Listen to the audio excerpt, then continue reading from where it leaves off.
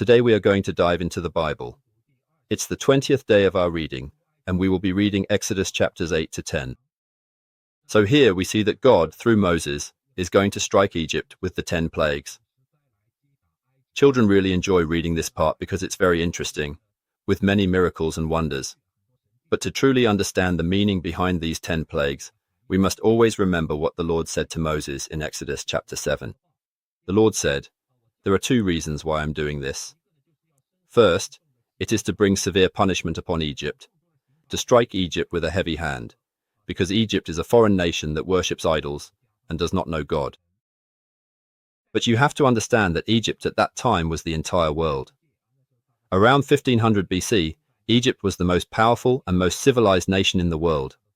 Whether in terms of military strength or economic development, it was the best country in every aspect, just like the United States today. Yet God said, "I will bring severe punishment upon Egypt, because the Egyptians did not know God." However, this punishment from God was not meant to directly strike down the Egyptians, nor to take their lives with plagues. It wasn't to bring them war or famine, but rather, through these 10 plagues, to strike at the gods worshipped by the Egyptians. This is a crucial point. So, what was the second purpose? In chapter 7, it is made very clear. It was so that the Egyptians would know that I am the Lord.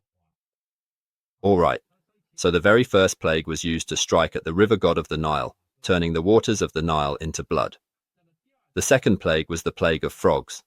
The Lord, following his pattern, said that if Pharaoh refused to let the people go, "I will cause frogs to overrun your territory. There will be so many frogs, in your rooms, on your beds, in your ovens, even in the bowls where you prepare food, there will be frogs everywhere. All the frogs from the rivers and ponds will come up onto the land, jumping onto people." Wow, that's just unimaginable, isn't it? So why did God send such a plague?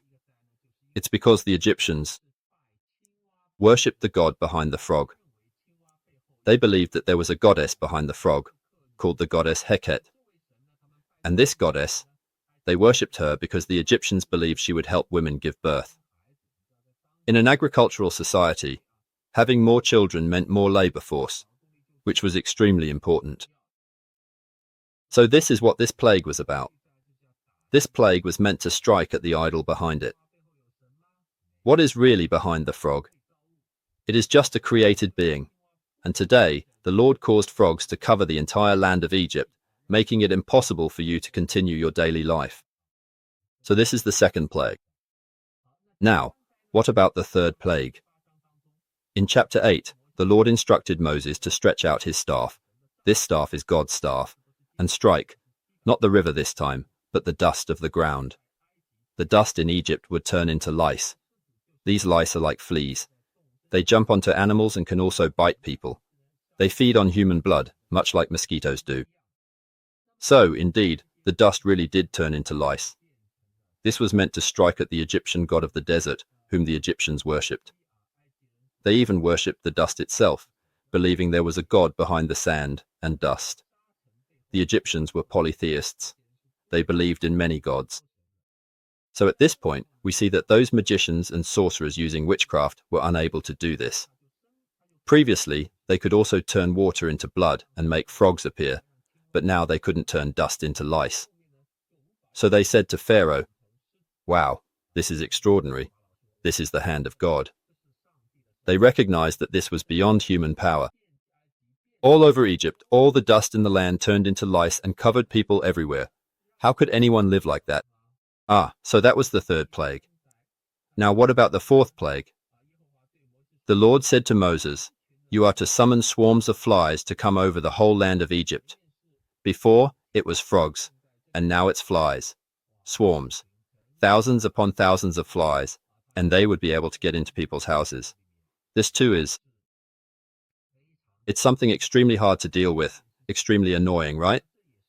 This is also because the Egyptians worshipped the gods behind the flies. But starting from this plague, there is a difference, a distinction from the previous plagues. In verse 22, chapter 8, God says, "But on that day I will set apart the land of Goshen, where my people live. No swarms of flies will be there, so that you will know that I, the Lord, am in this land. So God only allowed the flies to fly into the houses of you Egyptians, but not into Goshen where the Israelites live. So I will make a distinction. Why do this? Of course, God can do this. God can control the flies. All these created things naturally obey the commands of their creator. But the reason God does this is to let the Egyptians know that he is the Lord, and that he is the Lord over all the earth, that he is the one and only true God, and there is no other God. All right, so now in chapter 9, we move into the fifth plague. The fifth plague is that the hand of the Lord will come upon all the livestock in the fields of Egypt. Horses, donkeys, cattle, and sheep will be struck with a severe plague, a very severe plague. The Egyptians also raised cattle and sheep. They raised cattle and sheep either for food or to help them plow the fields. But the Israelites were a nomadic people, and a large part of the reason they raised cattle was for sacrifices. Yet, even in this plague of livestock disease, the Lord would make a distinction between the livestock of Israel and the livestock of Egypt, everything that belonged to the Israelites. Not a single one of their animals would die. If we look at the previous plagues, like the river turning to blood, frogs, lice on people, and swarms of flies, these didn't really pose a threat to life yet. They just made life inconvenient. But starting from here, the plagues begin to pose a threat to life. What dies first? The Egyptians' cattle and sheep. Although the Egyptians didn't use these animals for sacrifices, they were still extremely important to them. Not only were they essential helpers in agriculture, but even more importantly, the Egyptians worshipped the gods behind these cattle and sheep. They worshipped bulls and rams. Their bull god was called Apis. The Egyptian bull god was Apis. Then we see the sixth plague, which is the plague of boils. For this plague, the Lord told Moses and Aaron to take handfuls of soot and toss it into the air in front of Pharaoh. Then, the soot became boils with festering sores on people and animals. Wow, those boils were extremely painful and uncomfortable. Although, as mentioned earlier, it wasn't fatal, it was still a disease. All right, moving on to the seventh plague, which is the hailstorm, the plague of hail.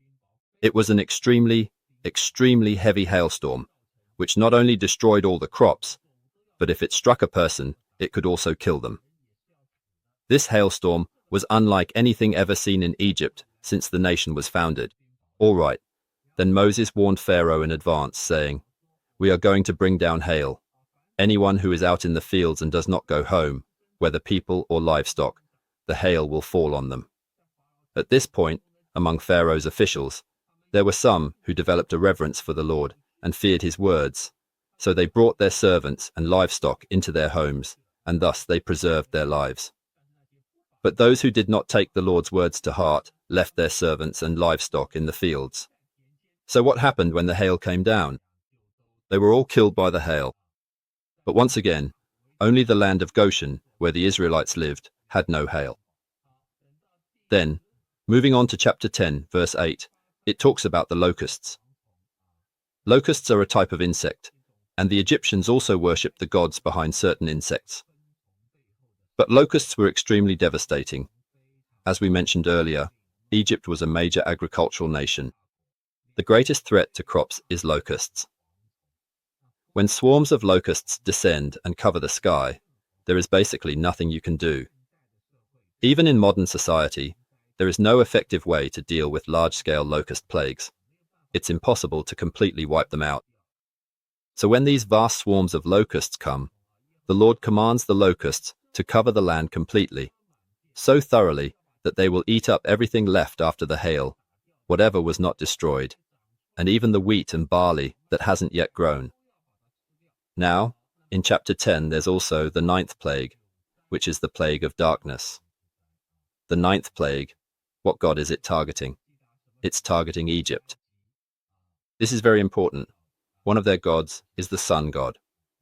The Egyptians worship the sun god. So the plague of darkness shows that God can make the whole land dark, so dark that the darkness is felt tangible. But only in the homes of the Israelites was there light.